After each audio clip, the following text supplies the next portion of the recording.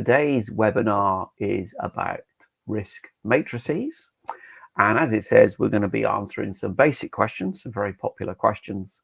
We're going to have a Q&A session, and I'm going to talk about some problem solvings, common problems with risk matrices and how to fix them. And indeed, we can talk about anything you want. So a quick word about me without going into a lot of detail.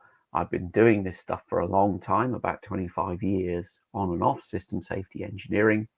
And I've done all sorts of stuff in multiple countries. So the British way of doing things, as you may be able to tell from my accent, the US way of doing things, the Australian way of doing things, the European way of doing things.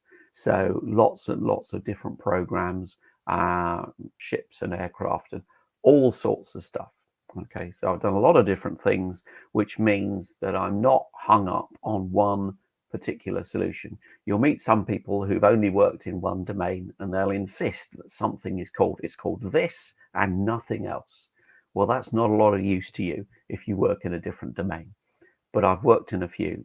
So hopefully I'm not too hung up on one way of doing things, which I hope you will find helpful. So topics for this webinar, as I said, first of all, the most popular questions about risk matrices. And I've got some of the typical answers off the web, most of which are good, some of which are not. We can have a Q&A session, and then we'll have a chat about some common problems with matrices and how to fix them. And I'll be using the MIL standard 882E matrix as an example. A quick word about words for clarity. When I'm talking about hazards and risks, okay, and all that stuff, this is what I'm talking about. So I'm thinking about an accident sequence or a mishap sequence. 882E talks about mishaps. So not just accidental bad things happening, but maybe deliberate as well.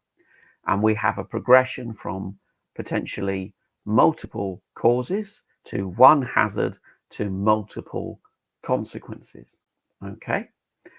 And is both necessary and sufficient for the accident, okay?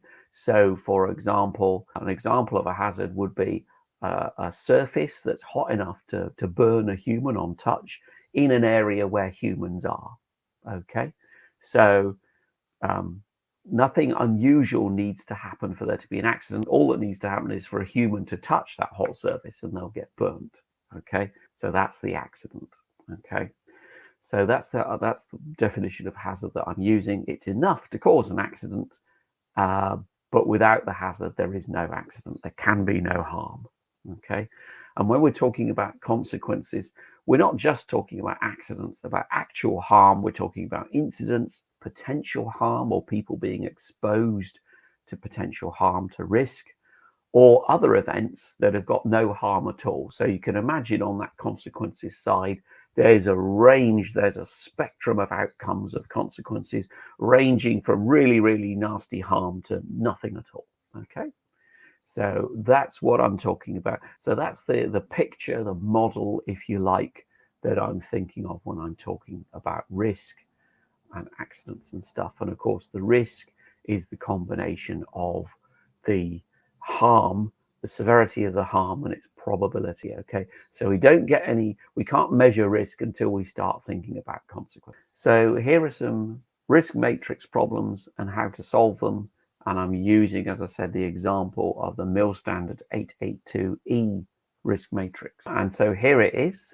So it's a typical risk matrix in that severity is defined in terms of deaths and injuries. And then we've got probability defined either qualitatively or quantitatively, as we saw before. And then we've got a rating that says we've got high, serious, medium, or low risk, or the risk has been completely eliminated, okay? And that doesn't mean it's under a certain threshold of probability. It means it has been physically eliminated, okay?